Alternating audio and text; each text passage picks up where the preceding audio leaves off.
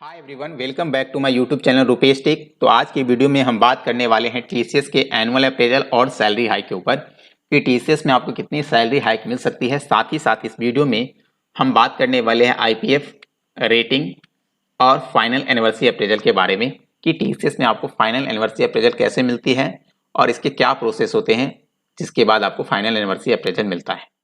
सबसे पहले जब आप टीसीएस में 1 साल पूरा कर लेते हैं तो आपको मिलता है फाइनल एनिवर्सरी अप्रेजल। ये जो फाइनल एनिवर्सरी अप्रेजल है ये आपके परफॉर्मेंस, फीडबैक और वर्क एक्सपीरियंस के अकॉर्डिंग मिलता है। फाइनल एनिवर्सरी अप्रेजल लेने के लिए कुछ प्रोसेस है, उस प्रोसेस को अब हम समझते हैं। सबसे पहले एनुअल अप्रेजल में क्या होता है कि आपको अप्रेजल इनिशिएट करना पड़ता है।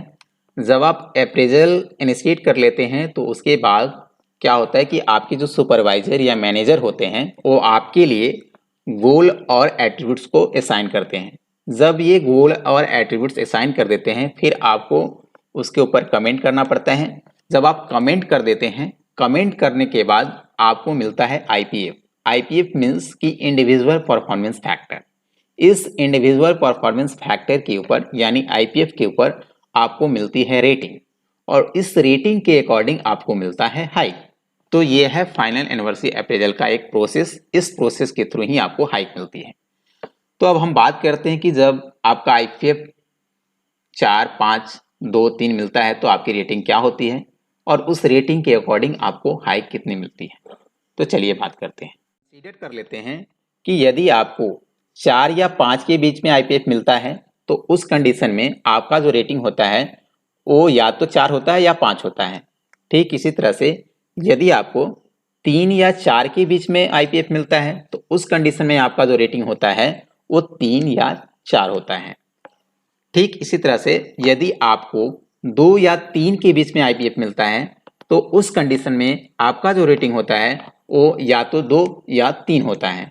तो ये था आईपीएफ और रेटिंग। अब हम बात करते हैं कि रेटिंग के अकॉर्डिंग आपको कितनी हाइक मिलती है। तो चलिए इसके बारे में बात कर लेते हैं।